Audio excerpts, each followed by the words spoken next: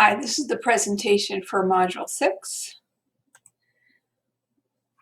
Okay, so we're talking about neoliberalism and neoliberal education reform and the resistance to that in particular.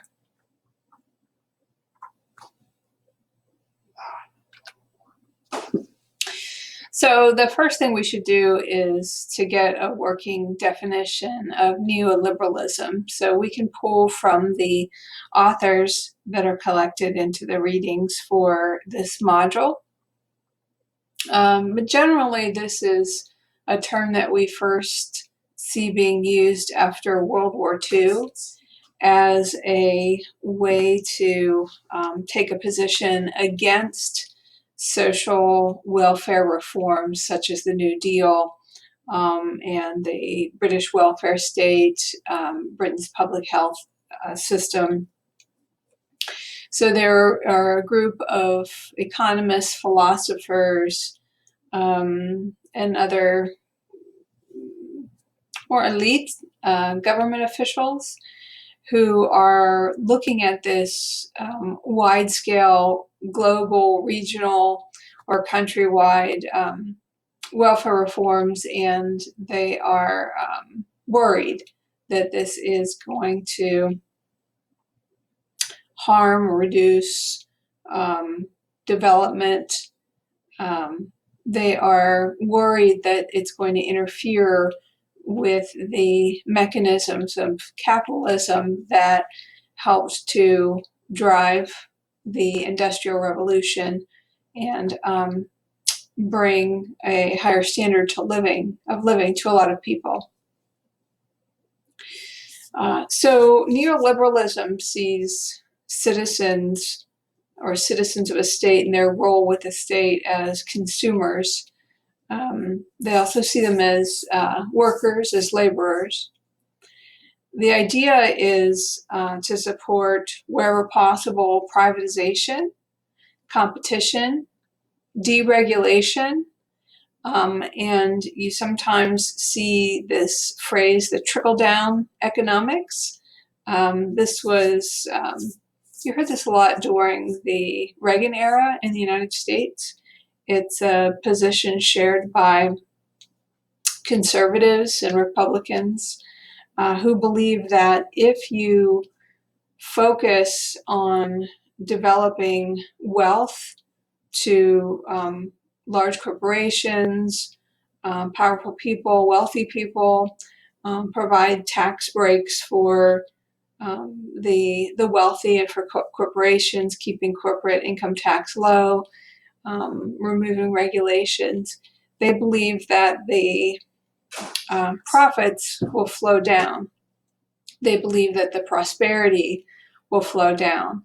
And of course, that can only work if the people who are benefiting are actually sharing their benefits with their employees and with their communities.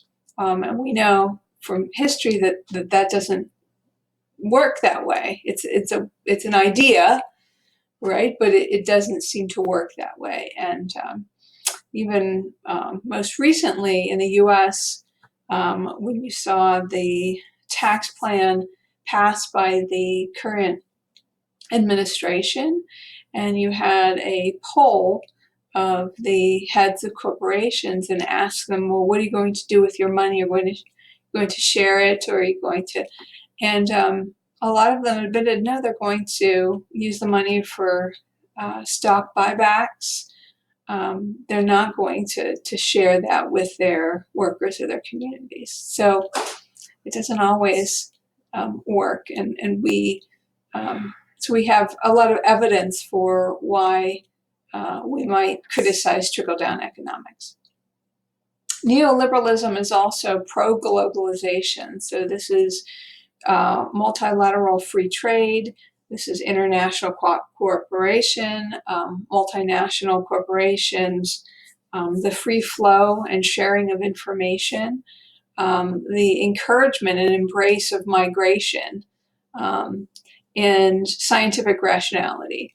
So you see the support for the operations of the World Bank, the International Monetary Fund, a lot of big programs that pair so-called first world countries or developed countries with their former colonies or emerging industrializing countries that need help. So there's this appreciation for partnerships where the organization and development and investment is planned by the donor countries, and then the recipient countries, certainly they do benefit from infrastructure projects, but they are oftentimes let out or left out of decision making. And we have evidence of exploitation, especially of indigenous people in those recipient countries. Neoliberalism assumes a meritocracy, though. It is not a philosophy of economics built on any kind of assumption of natural hierarchy. So there isn't while neoliberalism might pair well with systems of oppression, it assumes an unbiased position. It assumes a level playing field. It assumes that people are rewarded and ranked according to their efforts, and neoliberal folks would have it this way. Of course, we don't see a level playing field anywhere in the world. So it's an ideal philosophy. And you'll hear this phrase, the invisible hand of the market. So neoliberals say that the only unbiased, the only fair way to manage economies is through extensive free markets. The assumption here is that markets are unbiased. So, and also here's the criticism part about social welfare, is that any kind of planning implies a bias.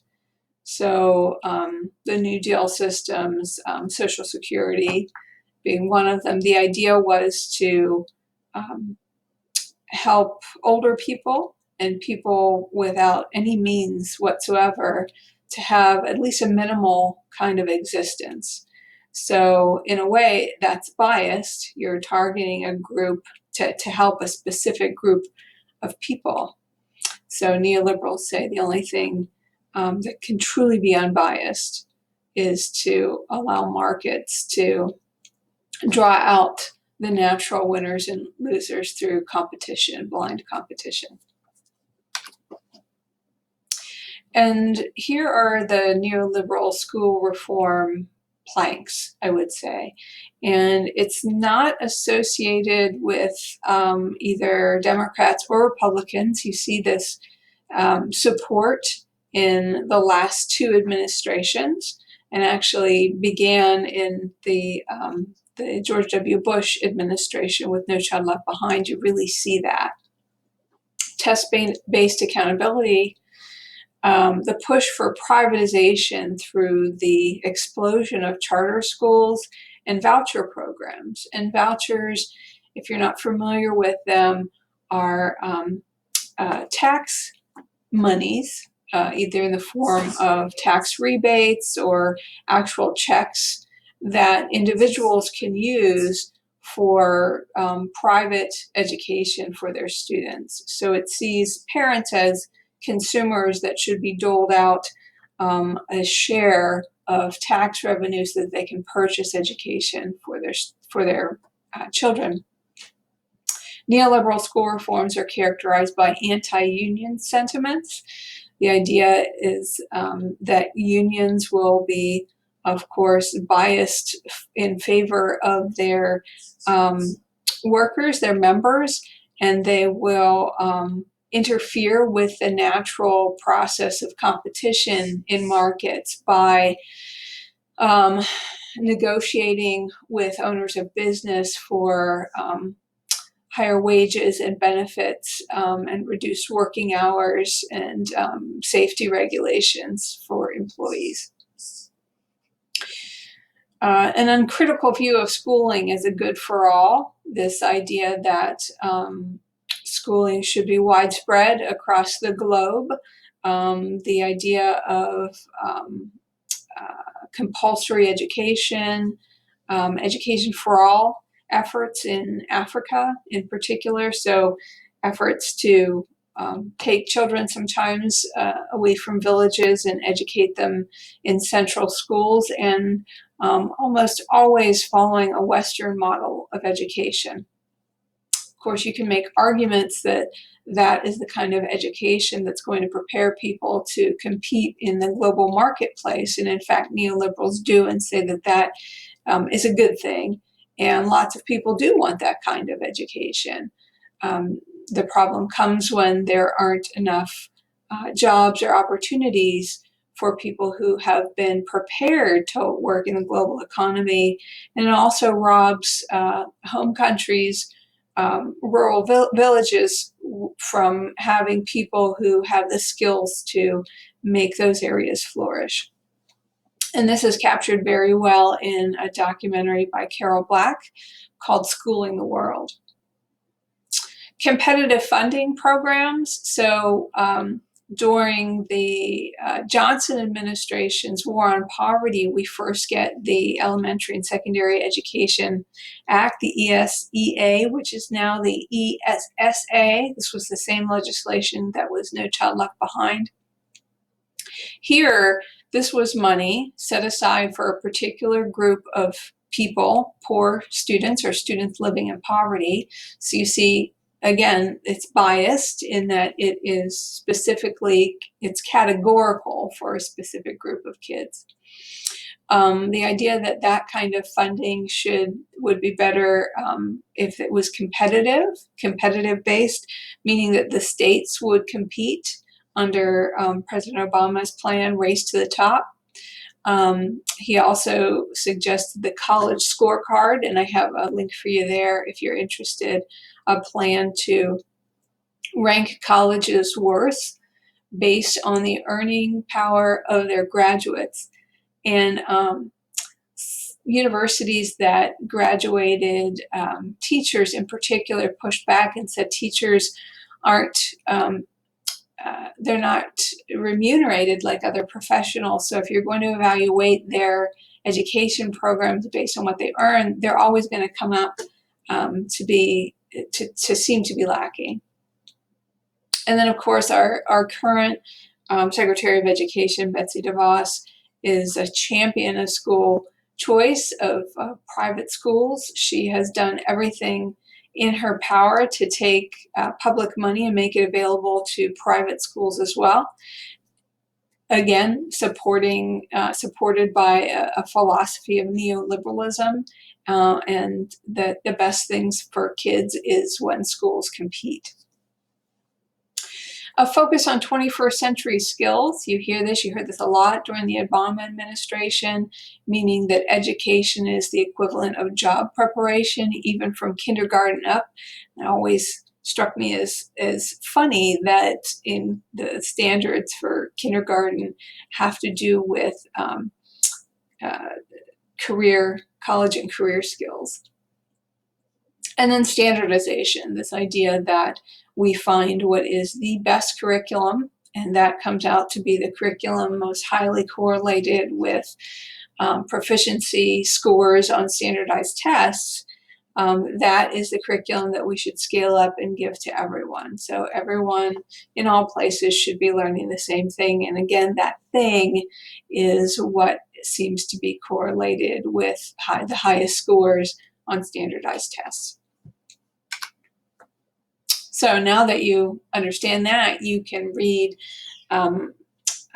Au's resistance to neoliberal school reform. So Wayne Au is a professor of educational studies at the University of Washington. He's also the editor of Rethinking Schools, and they release a lot of publications for social justice educators at the college level and K-12 as well. He mentions in his article Teaching for Justice and Equity. So you'll see these conferences. I know there's been the Education for Social Justice conference. There's been one in Chicago the past several years. and then publications such as Rethinking Schools. Teacher resources. You can get a lot of free stuff from Rethinking Schools, or you can pay a small subscription to get both the print and online resources, and you can pay individually for textbooks. And Not Waiting for Superman was an effort that talked back to the neoliberal school reform documentary Waiting for Superman, that suggested that the solution to our failing public schools, that's curious to say about every single public school, the solution to that is high quality charter schools.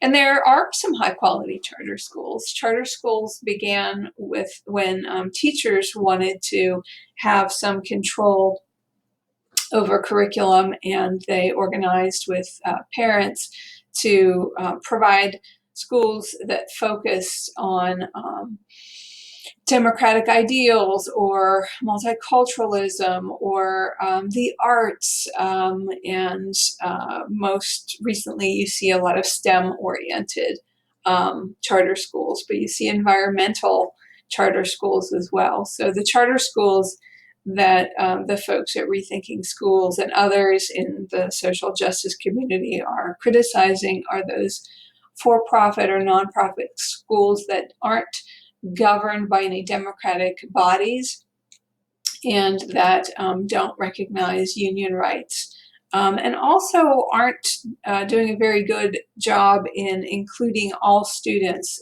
language learners and students with disabilities in particular. And then he points out one example of effective organizing: teachers, parents, and students. This organizing effort from around 2013 in Seattle at the Garfield High School to scrap the map. Map testing is one of the more onerous forms of testing when it's not connected to any real school curriculum, just another burdensome test. So you had a successful campaign in Garfield to scrap the map, and here you see a student protester involved.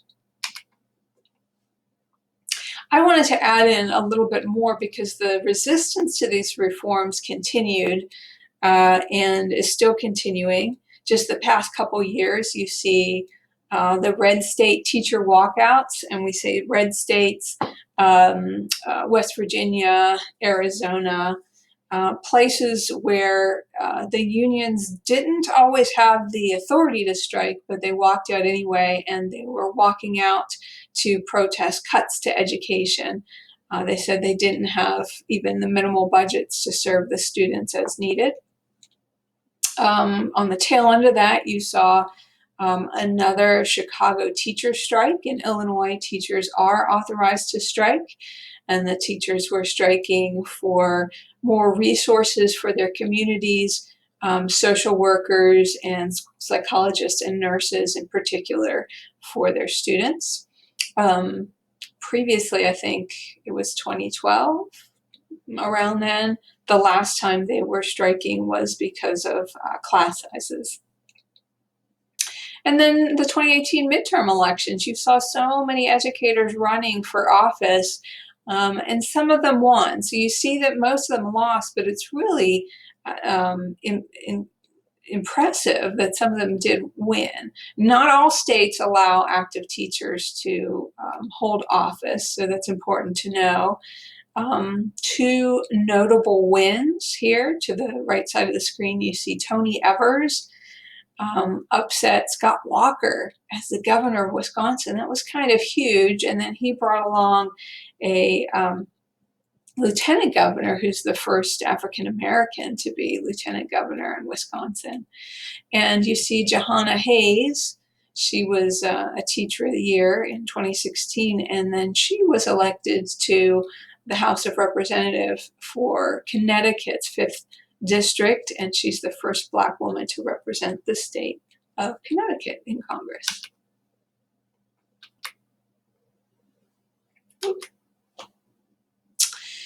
So now we can take a look at Robert Reich and his connection between neoliberalism and income inequality.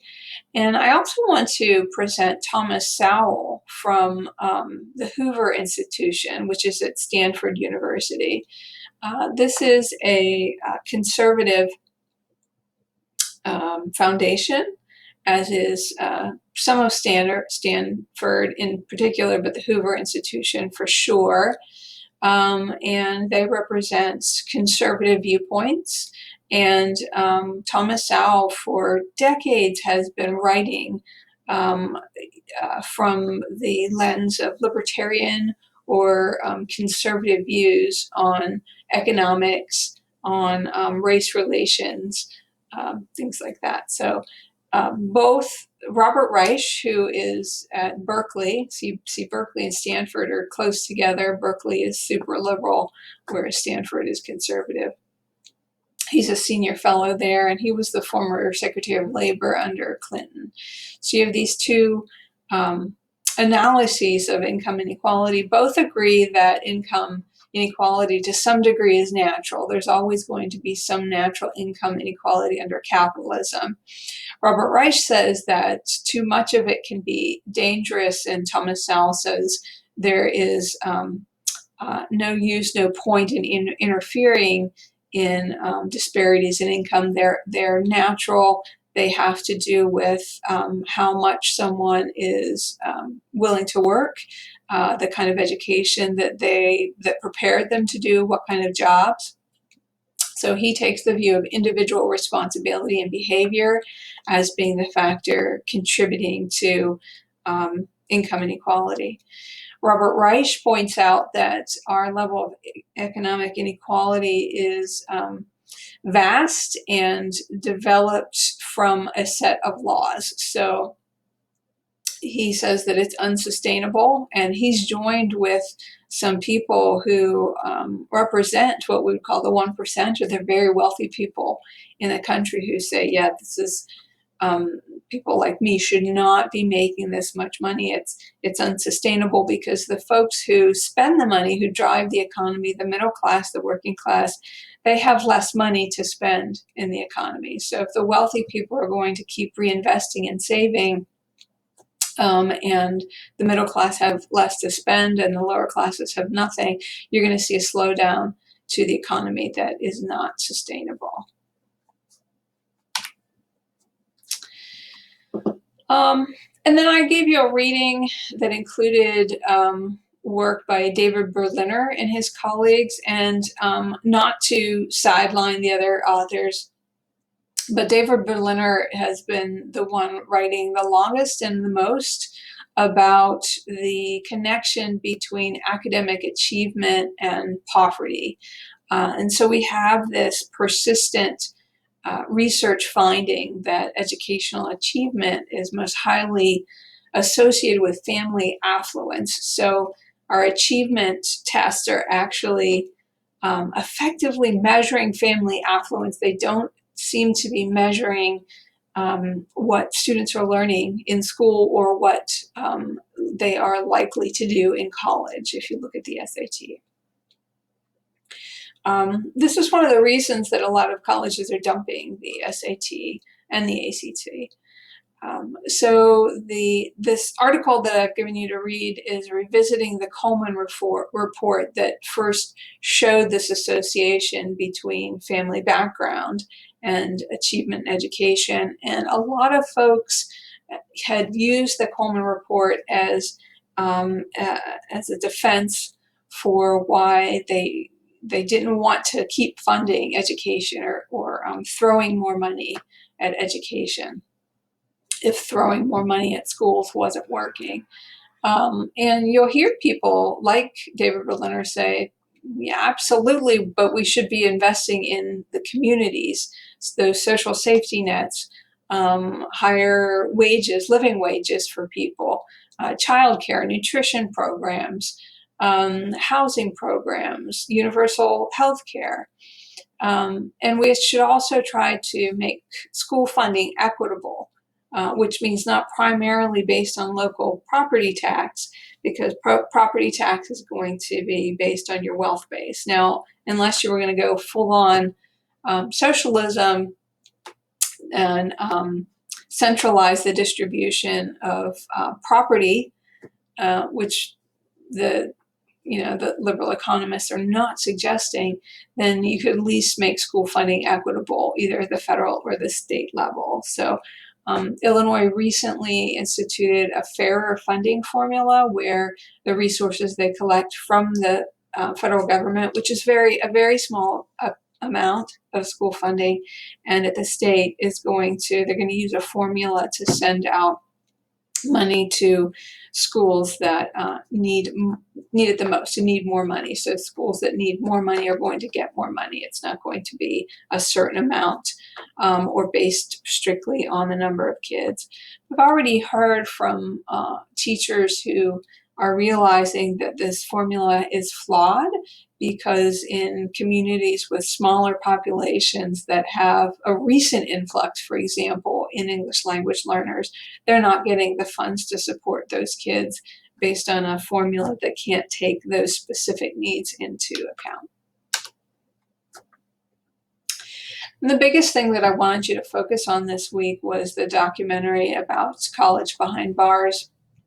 And so this has to do with investigating the intersection of education and mass incarceration. So, for example, of mass incarceration is coming up on the next slide, but I wanted to give you one piece of it here, the school to prison pipeline. You can take a look at the school to prison pipeline book, the first time you saw this book, and this quote by my colleague, Kim Dodson, who is in law enforcement. She's a professor of law enforcement, and she focuses on inequalities in the criminal justice system. She says the school-to-prison pipeline is the convergence of inadequate educational policies in insufficiently funded public schools and a larger punitive juvenile justice system that does little to provide the most at-risk students with educational or mental health services, both of which dramatically increase the likelihood that these students will end up with a criminal record than a high school diploma. So you have more students of color and students with disabilities, unfortunately, being referred to the juvenile justice system through schools, through punitive disciplinary practices, and then once they're in the system, too often they are treated harshly like adults. They don't have mental health services, they don't have educational health services, and we see a high correlation between dropouts or pushouts, kids who have addictions, mental health problems, and who have done poorly in education. They have, and if you're of minority status, in particular African American or Latinx, and to some degree Asian, your chances of winding up in the criminal justice system as an adult are much higher. So we have this phenomenon of mass incarceration. We are number one. The U.S. is number one here. The most people and also the highest rate. And this hasn't been going on forever. We see the history of mass incarceration. So this is what the Brennan Center has collected. This is the Cullen article. So you see the war on drugs from Nixon. You see the rise in the rate of incarceration starting in the 70s with Nixon, Clinton's crime bill. The prison population, though, doubled under Reagan, and that's something I didn't know until I read this. Are still existing very punitive three strikes laws, minimum sentencings for drug crimes in particular. 39% of people in prison pose no public threat, and other countries would not have them incarcerated. So you get these prison initiatives related to education they started when federal Pell Grants were denied to inmates, so that inmates couldn't participate in, I guess, what you would call correspondence courses. So the Bard College came in with this prison initiative, completely funded by private donations, and just recently they were awarded a program at the federal level called the Second Chance Program, and they in 69 were one of 69 colleges to receive some form of a grant to provide education in prisons, but also in communities where adults are likely to not have graduated from high school and might be more likely to be headed for the criminal justice system. So that was interesting too. So you'll be reading, you'll be watching this and reading the supplements to get an idea for how mass incarceration, the problem of mass incarceration, could be reduced through education. And we have reason to hope because recently the trends in awareness of racial injustice are leading to state by state a reduction in sentencing for minor crimes. You're seeing the decriminalization, legalization of marijuana that is involved in commuting sentences and expunging records. So helping people now that we realize that we've done an indiscriminate job of incarcerating people.